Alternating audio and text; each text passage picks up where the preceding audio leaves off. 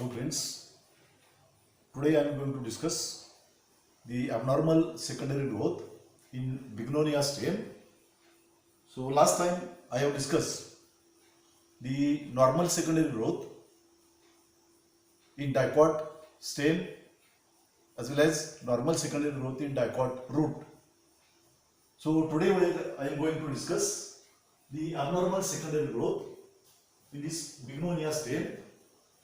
So first of all, I would like to define this term. What is the meaning of this abnormal secondary growth? So, abnormal secondary growth can be defined as if secondary growth shows any deviation from normal secondary growth, it is commonly called as abnormal secondary growth.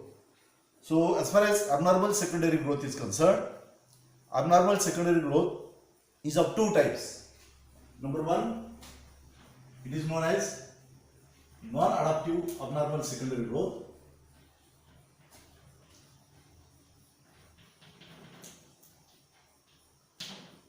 And number two, adaptive anomalous secondary growth. So what is the meaning of this term adaptive anomalous secondary growth, non-adaptive anomalous secondary growth? If secondary growth doesn't shows any relationship with the physiological functions performed by the plant as well as habit of the plant, then it is considered as non-adaptive anomalous secondary growth. For example, the plants like carrot, plants like Beta vulgaris or beet root shows the adaptive anomalous secondary growth. It is not adaptation to the habit of the plant as well as physiological function of the plant, as well as this Bignonia stem also shows adaptive anomalous secondary growth. So that means some plants like Sansevieria, agave, yucca, aloe, these plants also shows abnormal secondary growth. But abnormal secondary growth in these plants, for example, another example, Dracaena. Dracaena also shows anomalous secondary growth. But this anomalous secondary growth in Dracaena is not showing in a relationship with the habit of the plant as well as physiological function in the plant. That's why the anomalous secondary growth in Dracaena as well as another plants is considered as a non-adaptive anomalous secondary growth.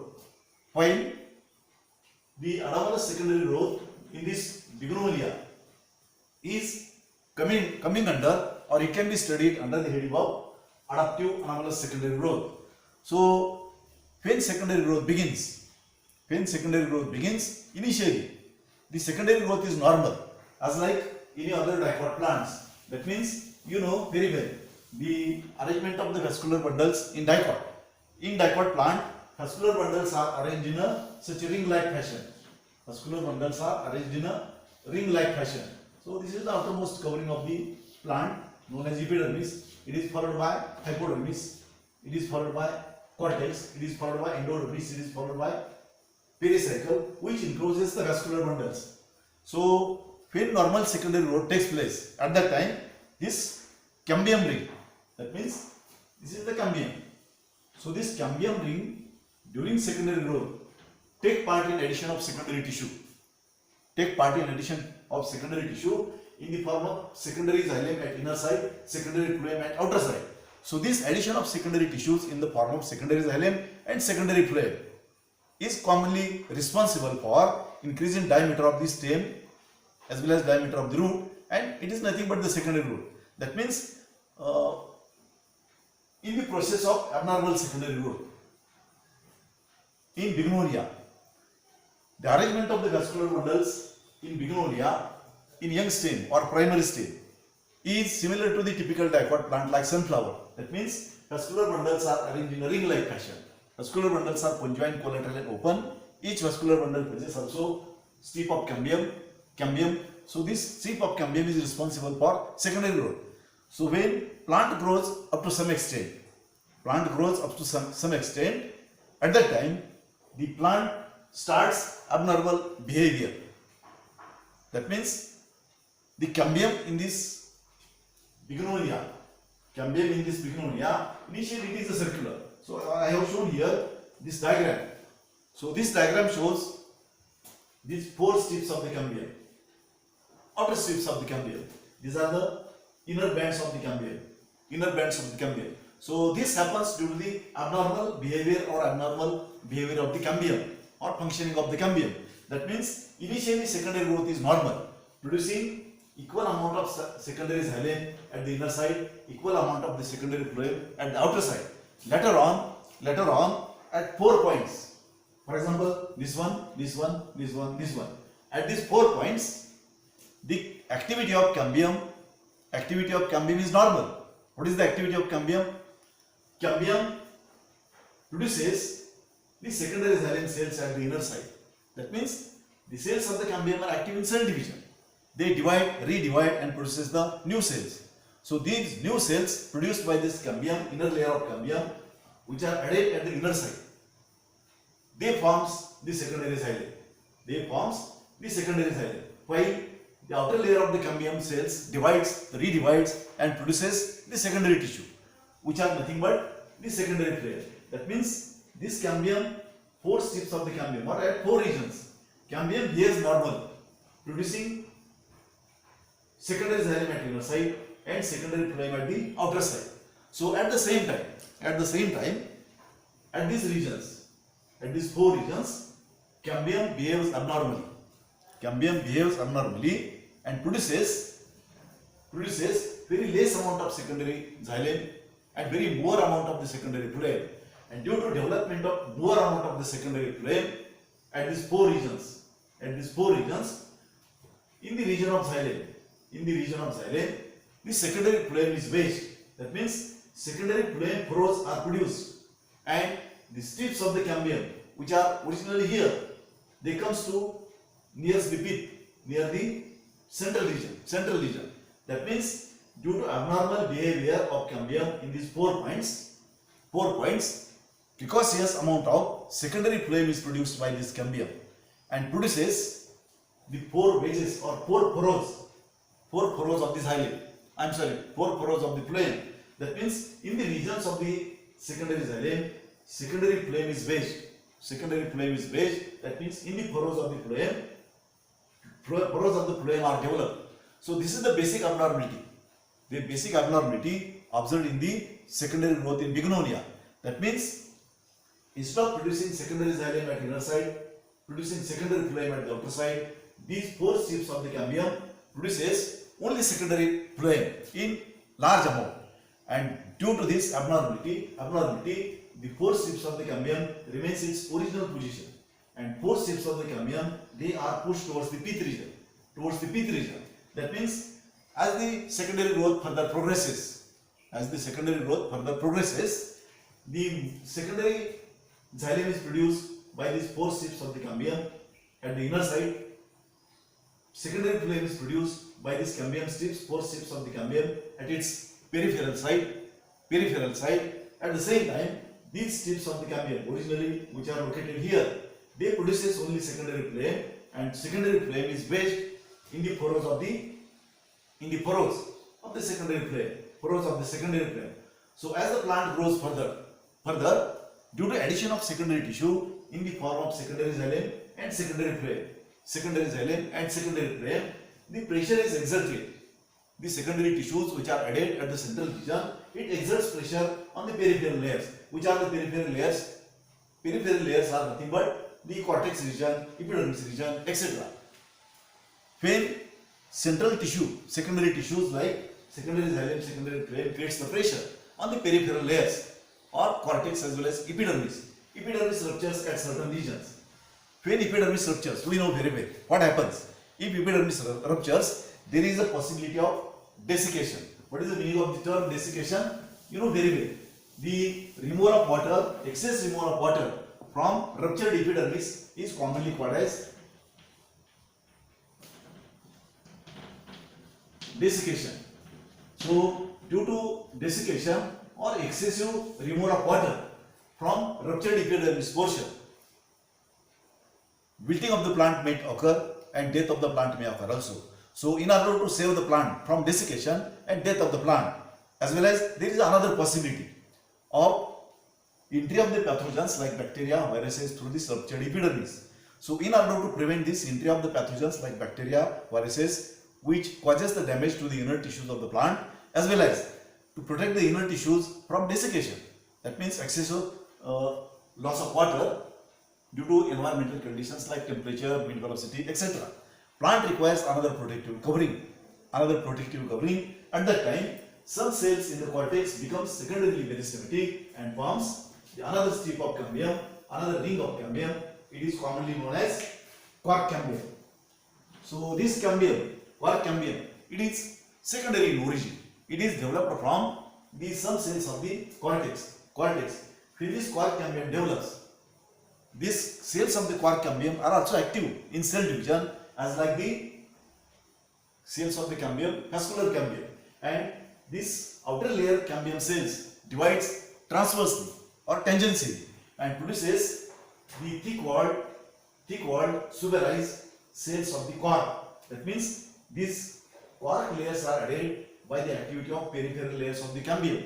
At the same time, the inner layer of cambium cells redivides and produces the parenchyma cells. These parenchyma cells are similar to the parenchyma cells originally present in the cortex. That's why these secondary cells produced by the cambium at the inner side, they are commonly called as secondary cortex cells. That means this three-layered zone, secondary cortex, quark cambium and quark layers, constitutes periderm.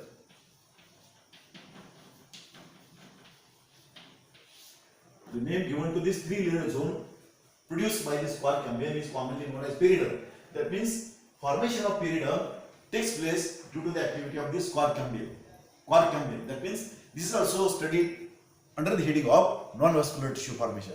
That means as like secondary growth takes place in any dicot plant, root as well as stem, in this Bignonia also secondary growth also shows two steps or two stages in the form of secondary vascular tissue formation in the form of secondary xylem secondary plane by the activity of vascular cambium, and addition of periderm or development of periderm due to the activity of this quark cambium. That means vascular tissue formation and non-vascular tissue formation, they are responsible for increase in diameter of the stem. That means secondary growth is nothing but the increase in diameter of the stem due to the addition of secondary tissues in the form of secondary xylem, secondary plane, and in the form of periderm.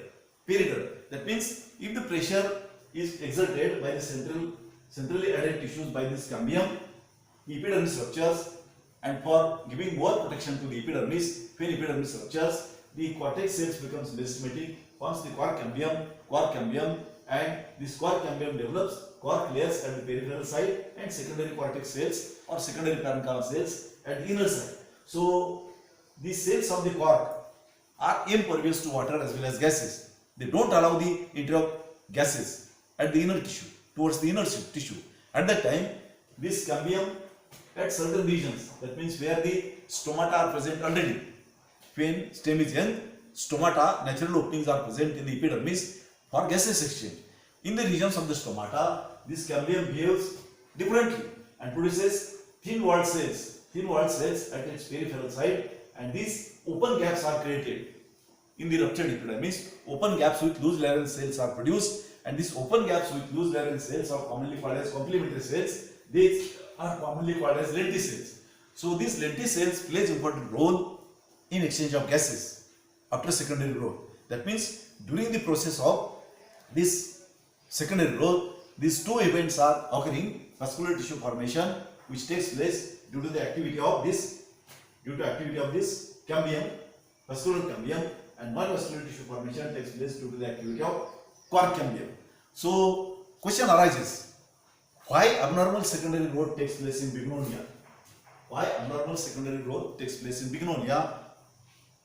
So Bignonia plant belongs to family Bignoniaceae. Bignonia is an example of dicot plant. It is the example of dicot. This plant belongs to family Bignoniaceae. So what is the habit of this plant? Habit of the plant is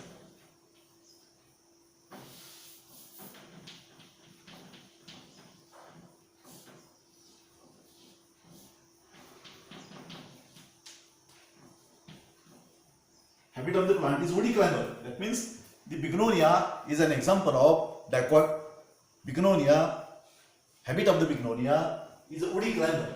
So this woody climber of Bignonia grows with the help of support of another plant. It grows with the help of support of another plant because of climber. So when Bignonia stem grows on the another supporting plant, if the Bignonia climbing branch grows around the supporting branch, at that time, if diameter of this supporting branch increases, Bignonia is growing on the supporting plant. If diameter of this supporting branch increases, what will happen? It creates the pressure on Bignonia. So inner part of the Bignonia stem get compressed, and outer part of the Bignonia stem gets stretched, and there is a possibility of breaking of the Bignonia stem. So in order to prevent the breaking of the Bignonia stem due to the pressure created by supporting branch, Bignonia plant requires soft tissue in the central portion. In any another dicot plants, central portion is totally occupied by this secondary xylem. That means totally central core of tissue is occupied by secondary xylem. It is hard tissue. That means it is a requirement of this woody plant, perennial plant. But Bignonia is an example of woody climber. If hard tissues are present in the central part in the form of total solid core of secondary xylem, what will happen? There is a possibility of breaking of the stem. That's why instead of producing secondary xylem only at the central region, at these four regions, the cambium behaves abnormally or cambium functions abnormally and produces the soft tissues at the central region in the form of 1, 2, 3, 4 phloem furrows. That means secondary phloem furrows are produced in the region of secondary xylem, and this secondary phloem tissue is a living tissue. It is a soft tissue as compared to the xylem tissue. That means xylem is a hard tissue, lignified tissue, phloem is a soft tissue, it is a living tissue. So these 4 phloem furrows acts as a shock absorber. 4 phloem furrows acts as like shock absorber.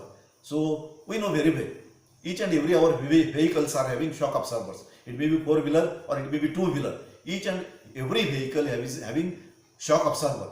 So what is the purpose of placing the shock absorbers in vehicles? So for absorbing the shock, this is the purpose. So as like this, shock absorbers in the vehicles, these 4 phloem furrows which are produced abnormally by the abnormal functioning of the cambium or abnormal behavior of the cambium at the 4 regions. These 4 furrows acts as like shock absorber and prevents the Bignonia plant from breaking. That means this is the need of the plant, Bignonia plant, woody climber. What is the need? It requires soft tissue in the central portion in the form of phloem. That's why in order to fulfilling the demand of the plant of this woody climber, in Bignonia, abnormal secondary growth takes place due to the abnormal behavior of cambium or abnormal functioning of cambium at the 4 regions. So as like this Bignonia, another some rare plants also shows abnormal secondary growth. So the dicot plant shows generally normal secondary growth, but this Bignonia is an example of dicot, but it is a woody climber. Habit of this plant is woody climber.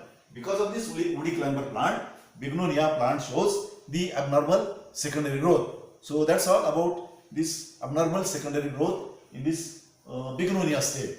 Okay.